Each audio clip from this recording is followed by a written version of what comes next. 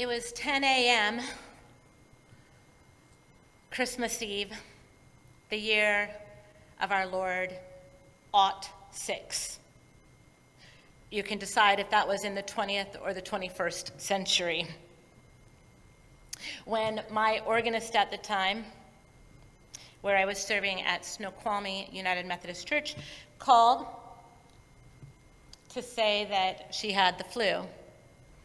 My 80-year-old organist, who was amazing, she had the flu, and she would not be able to play for Christmas Eve service that night, or accompany the 3 anthems that the choir had been practicing on for weeks. I'm well connected, and I called 2 or 3 of my friends and acquaintances to see if possibly they were available to play for our Christmas Eve service. They were already booked. Of course they were. It was my 5th year of pastoral ministry. I felt a bit panicked, queasy, stressed, and a whole lot of frenetic energy welling up inside. Would the choir have to scrap the anthems they had spent weeks practicing and preparing? Would we end up singing the whole service a cappella, which wouldn't be the end of the world? But then I remembered, oh, look in my toolkit. Oh, right, I took piano lessons when I was a kid. I play the piano. Well, I took lessons as a kid. Let's stop there. Could I lead worship, preach, and play the carols well enough for people to sing? Probably. I felt confident enough with that. But could I learn the complex accompaniment for the choral anthems in the few hours before worship? I was singing in the choir. I knew the difficulty of the music, and I marveled at our organist's ability to play the accompaniment. I thought, I don't know, I don't think so. But I called the music director, also 80-year-old famous trumpeter Harley Brumbaugh, who died this past year. And he said, I think you can do it. Go get the music and look at it, let me know. So I drove from our home in Issaquah up the mountain to Snoqualmie, picked up the music, drove back down the mountain, and I parked myself on my piano bench the livelong day. I put both of my hands on the piano keys after I opened up the first piece, and I made my first attempt to play all of the gazillion black notes I saw in front of me, and I felt this wave of anxiety just wash over me, and then I started crying in frustration and fear. I knew I was over my head, I was out of my league, and I was ready to call it quits in the first 5 minutes, and I was about ready to pick up the phone. Harley, I looked at the music, I can't do it, no, there's no way. But then I took several deep breaths and I centered myself and I looked at the music more closely. I examined this abyss of music, of notes cluttering the page. It was a formless void. There was nothing but chaos on the page. Now, I don't think it's quite on par with God, the Spirit of God hovering across the face of the waters, across the face of the deep, but I tell you what, it was close. But then I started breaking it down into smaller bits, bite-sized pieces, finger-sized pieces, kind of like God, of course, like God focusing on one aspect of creation each day. what I saw as unfathomable little black notes with lots of tails on them, chaotically thrown on the page, were simply notes within a chord. And I knew chords, or they were leading to a new chord progression. What seemed like an unfathomable abyss all of a sudden made sense as created with structure and intention. And I remembered my piano lessons from my childhood, and I lifted up my left hand. No two hands together yet. I lifted up my left hand. Is there anyone who took piano lessons? Is there anyone with me on this? I took my left hand. And I started counting slowly. 1 and 2, and probably even slower than that. Because what was coming was 3E and a 4E and a. Is there anyone with me on this? Is that how you learned? And I did it again.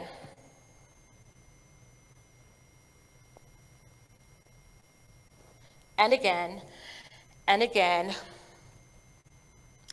And now the right hand playing those same 4 measures. It's not the whole piece, it's just 4 measures at a time, 4 measures at a time, over and over, again and again. Making my way through the whole piece, 4 measures at a time, left hand, right hand. And then hands together, playing each of those 4 measures, even slower, repetition, counting, breathing, and just maybe a little swearing. Do not ask Angie about this. I forbid you to ask her what may have been coming out of my mouth in that practice session. But I started to hear the accompaniment that I was familiar with come through. All day long on Christmas Eve, getting ready for the Christmas Eve service, on my birthday, just a side note, I sat on my piano bench practicing, and then I got smart because it wasn't all coming together, but I knew chords well enough. Like, if I wrote the name of the chord over this long string of notes, at least if I couldn't get all the accompaniment, I could play the chord or parts of the chord. It would be enough for the choir, and it wouldn't be a total catastrophe. And somehow, that night, I led Christmas Eve service, going from pulpit to piano, and farming out a few pieces that I couldn't do. I tried to get someone else to preach the sermon that night, but no go.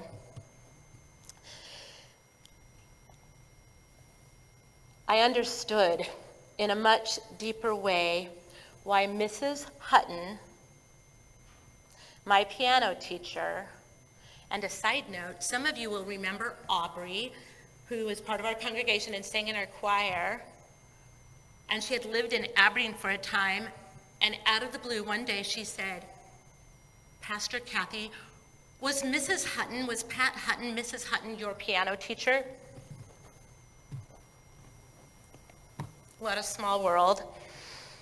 But I understood in a much deeper way why Mrs. Hutton drilled music theory into my head and insisted that I practice scales. Let's see, those of you who took piano, can you do a 1-octave scale with me? Get your fingers up. It can be either hand, or if you're tricky, I want to see both of Jeff's hands up because I want to see his fingering, except I can't quite see him. Can you do a 1-octave scale? You pick the key. I'm going to do right hand because what I learned is, and then curve thumb under, right? But you get to 2-octave scale. Let's see if it comes back to me. Curve thumb under. Oh, 4th finger, curve. Is that right, Jeff? He'll have to fact check me, or is that a 3-octave scale? 1, 2, 3, 1, 2, 3, 4. 1, 2, 3, 1, 2, 3, 4. Oh! Did you hear how he said that? It was rhythmic. Do it again, Jeff. 1, 2, 3, 1, 2, 3, 4. 1, 2, 3, 1, 2, 3, 4. Wow. Bravo. She insisted that I practice my scales and learn chord progressions and inversions all the way up the piano key. Now, I have to tell you, I loved playing piano as a kid. I loved just sitting and playing. I hated practicing. And I especially hated practicing scales. It's like, what's the use? When will this ever come in handy? It's like math. Sometimes you wonder, when will this come in handy? Because they said there wouldn't be math involved, but there's always math involved. What I understood is that there is something about that kind of focus and discipline and obedience to the craft that creates enough proficiency where creativity can then emerge from the foundation of learning the basics. Always we begin again, it's back to basics. And that piece of wisdom is not just true for learning how to play the piano, it is true in all creative disciplines, including our spiritual life.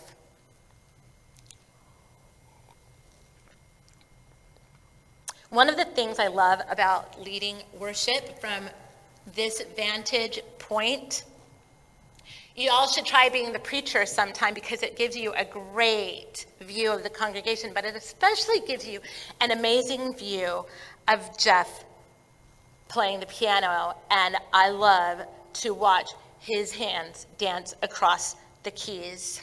And now with hybrid worship, those of you who are worshiping on Zoom or social media, you now have a front row seat to watching Jeff play as well. And for those of you in the congregation, I don't know, how is the liturgist view? Is that pretty good? All right, okay, so you could be the liturgist or the front couple of seats on this side. I have no idea how he plays those 16th notes in rapid succession so quickly. It's beyond me.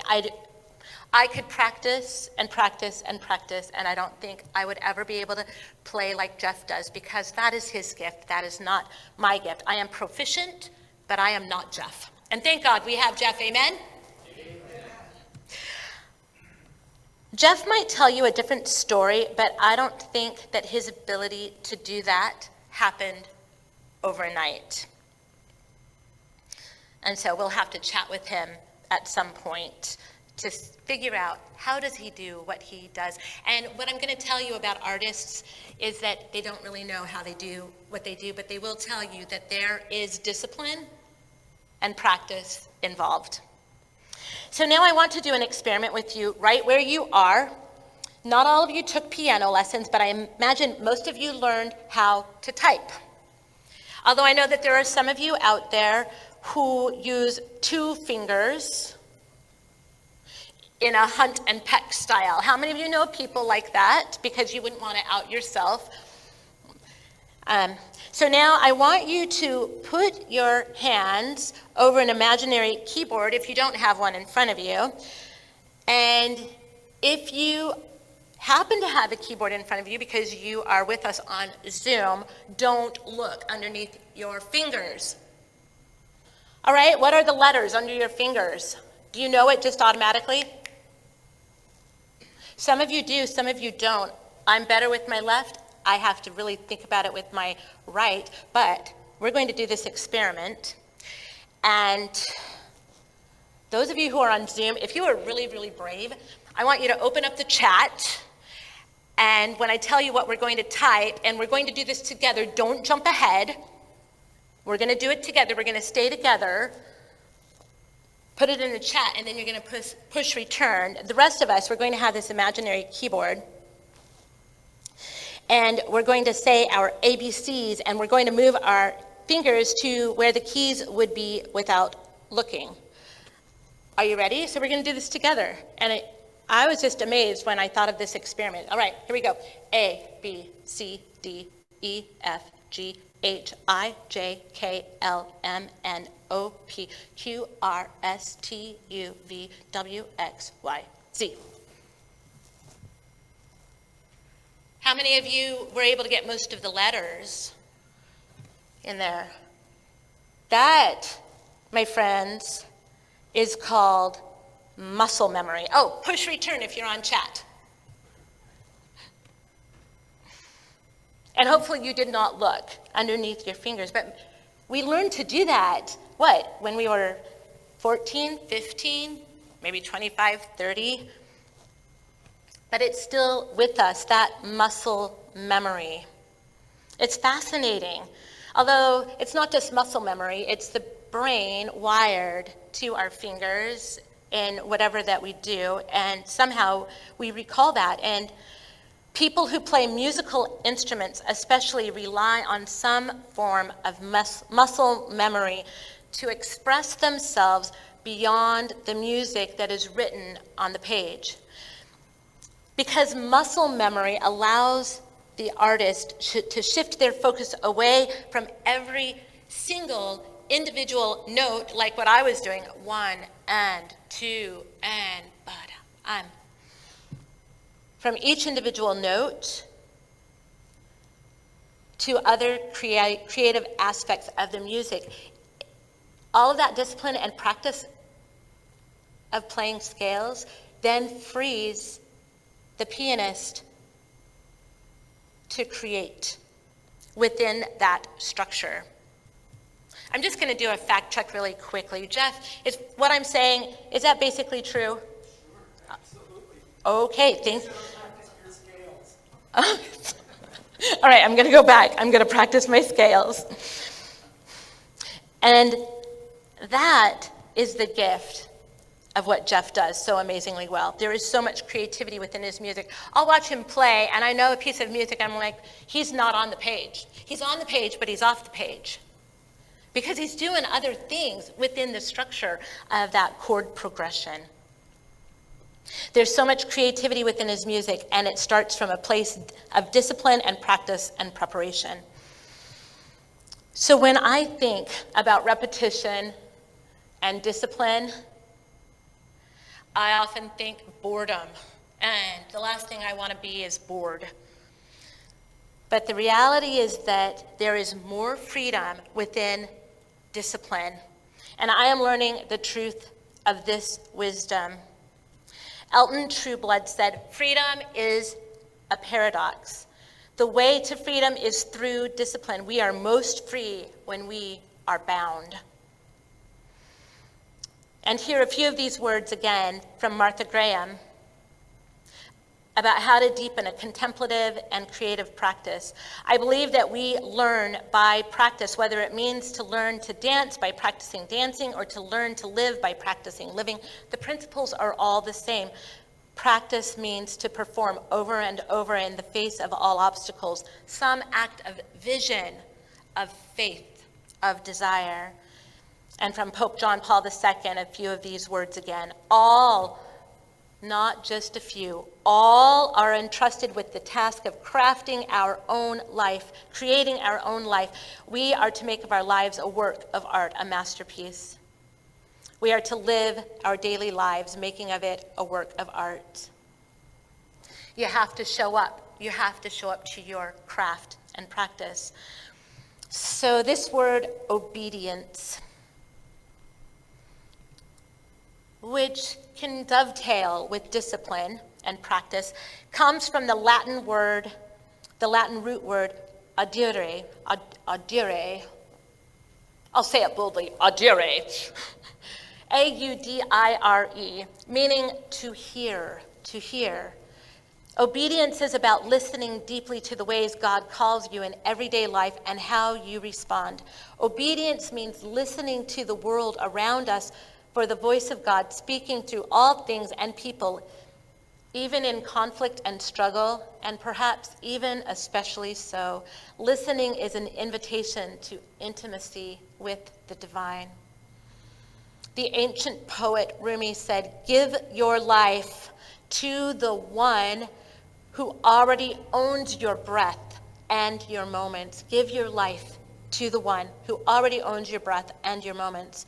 Rumi's words express the poetic dimension of obedience, of being faithful to the task to which we are called, and not to spend our precious life energy on that which does not further the call from God. Christine Walters Paintner, in her book, The Artist's Rule, Nurturing Your Creative Soul with the Monastic Wisdom, she writes, obedience is a commitment to hearing the sacred whispers summoning you forward into your unique call each moment of the day, and your full-hearted yes to that call.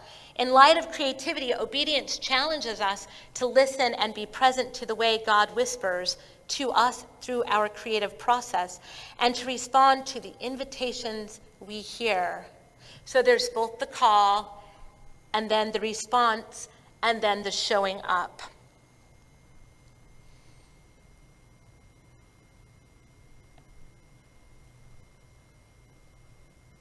In light of creativity, obedience challenges us to listen and be present to the way God whispers to us through our creative process, and to respond to the invitations we hear.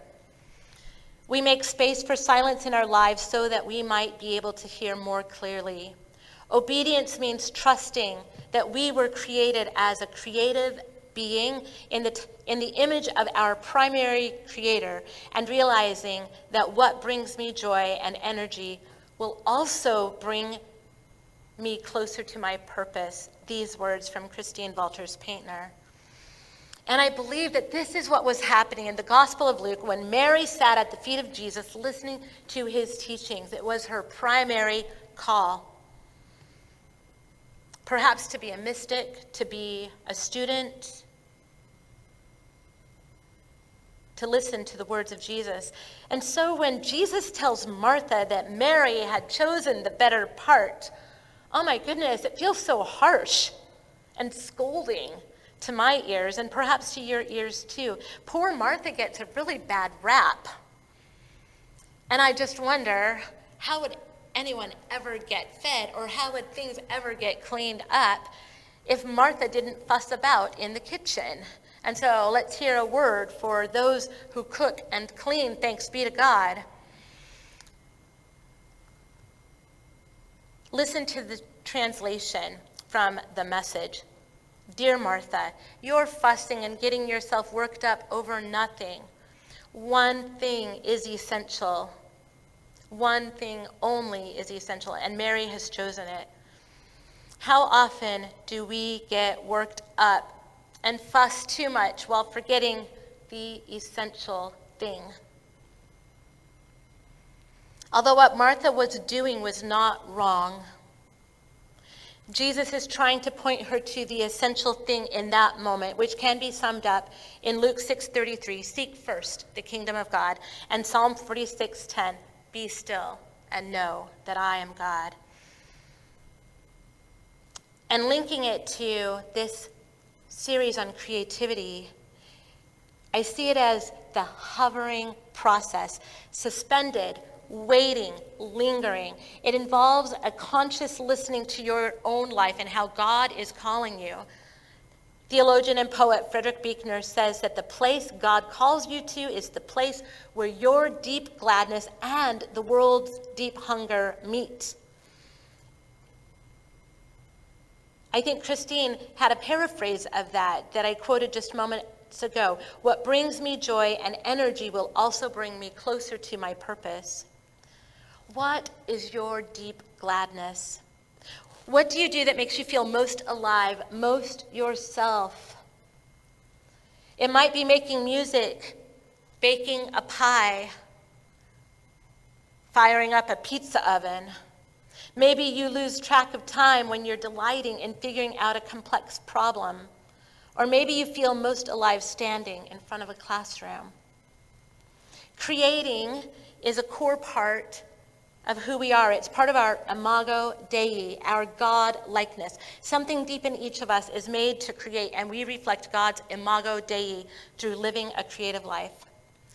Creativity is calling for something out of a void.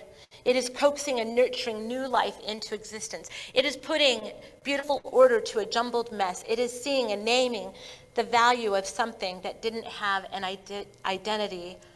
Creativity is partnering with God to shape a new reality into being. So where do we practice this spiritual discipline of creativity in our lives? This partnering with God, of hovering over the face of the deep when it all seems chaotic, and then seeing it clear, and inspiration suddenly comes to us. There are so many ways. Hear these words from spiritual director Larissa Marks, who lives in Hawaii. We use our words to influence, teach, guide, inspire, or encourage someone. We create a home that is welcoming, to provide hospitality to those who step through our doorway. We develop meaningful relationships with neighbors, coworkers, strangers. We do what is right and just, even when it feels hard. We craft a meal that reminds people of the simple truth that they are loved. We help a child learn to read a book and enter a story with curiosity. We envision how things could be and cast vision and change culture. We make something beautiful for beauty's sake. We enter into grief or pain with a friend. We process our emotions and thoughts and translate them into written words. My friends, creativity is all around us. How will we enter into obedience and intimacy with God to partner creatively with the divine creator?